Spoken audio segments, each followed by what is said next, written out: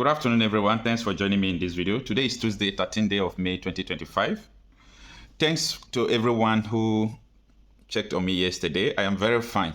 If I did not post in a day, a lot of people will be worried and they will try to check on me. I am fine. Thank you so much. All right. We have a lot of things to discuss in this video. First of all, I made a video some time ago, about a week, telling you about how the helicopters are bringing weapons in the border of Kwara State that led to Benin Republic to close their border between Nigeria and Kwara State. And to your own interest, have you not been imagining how do all these people get their weapons? Even though, okay, they get weapons while coming to Nigeria.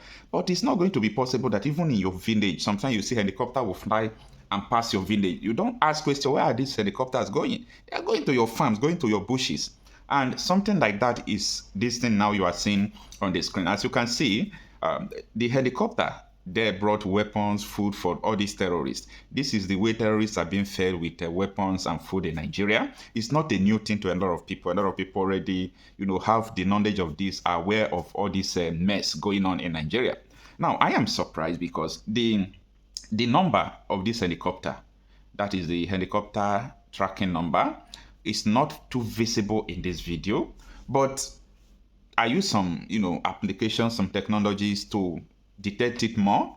And the number that we got also belongs to a Nigerian politician. But this is confidential. We are not going to bring it up to social media for some security reasons. This helicopter, if the application did not make mistake, because if you can pause the video where the helicopter was living there, if you pause the video and check it well, it might be very difficult for you to see it. But we have application we normally use to detect all those fainted letters. It will show and be visible. So we checked on this one. We discovered that a prominent politician in Nigeria owns it. And if our judgment is true, because this is not what you just see and copy. We have to use application to make sure we see it very well. And if the number was maybe wrong, I don't think that it will match any helicopter at all. And the helicopter we saw that owns the number is the same color we are seeing, the same thing. So that was where we came to agree that yes, this helicopter also belongs to a prominent politician in Nigeria. For those of you who don't have the awareness of what is going on in Nigeria, you can't help a nation that is not ready to liberate themselves.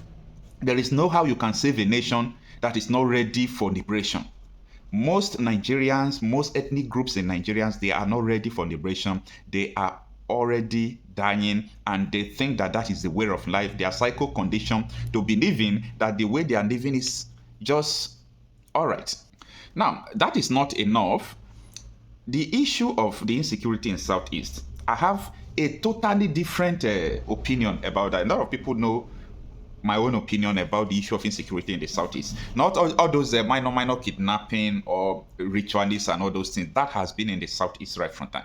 I'm talking about serious terrorist attacks, serious kidnapping and all those things. Now, take a look at this video. This is an army barrack that ISWAP just dislodged. If you can watch this video to the end, at the end of the video, I will put it there.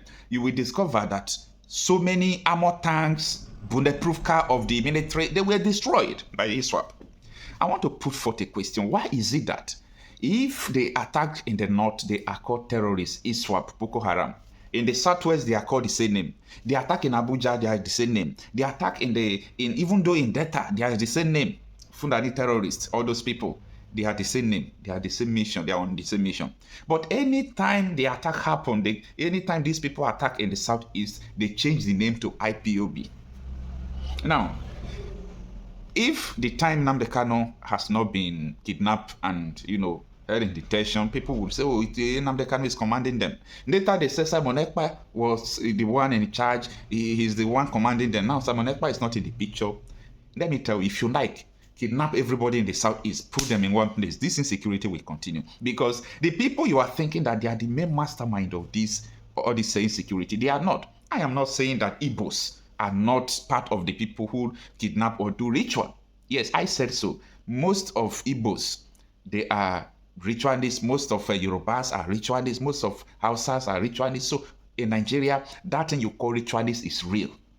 Okay, it's real. I'm not trying to deny that. You might deny it because you don't have the knowledge, but I know ritualists exist. They kill people, they kidnap people. But that has been right from unsaid. So it's not part of the insecurity issue we are talking in Nigeria.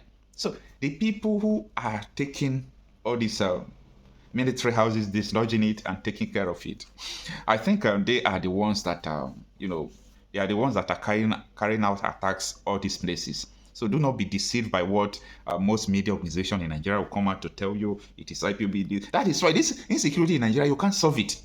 And if ISWAP attack or Boko Haram attack, people will say terrorists. No, it's Nigerian politicians. We start calling them by their names. Politicians sponsor this insecurity. If we refuse to call the spade, we'll continue to suffer like this.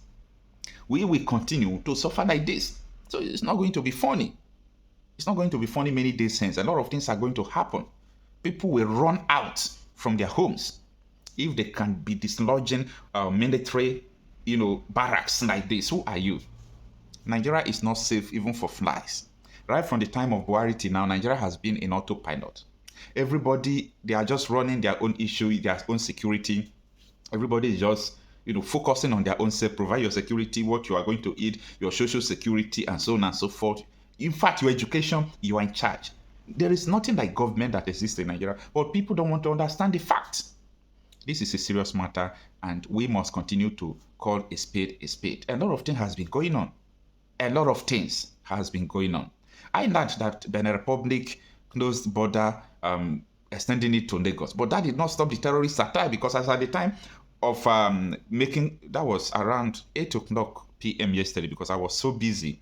When I started returning calls, trying to return some calls, I was told that in the same Kwara state that almost 500 terrorists entered Nigeria from Cotonou, Benin Republic. So the border they are closing is not effective.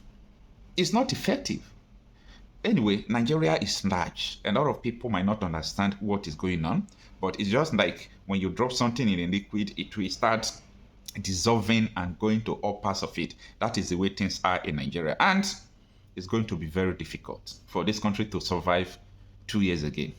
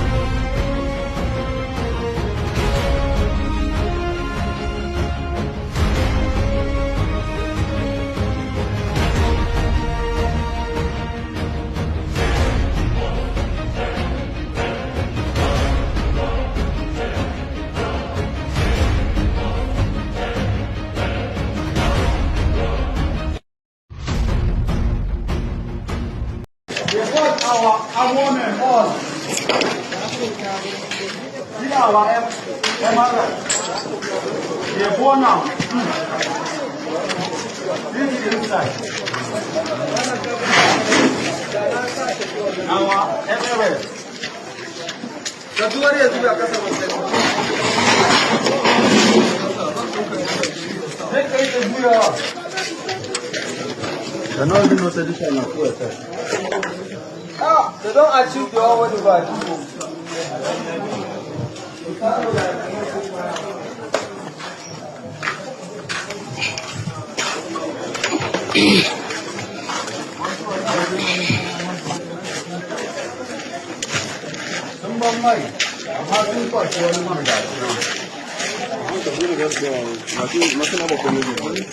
Snow. These useless people.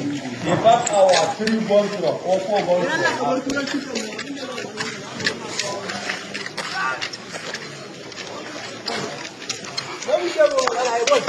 Shine shawai.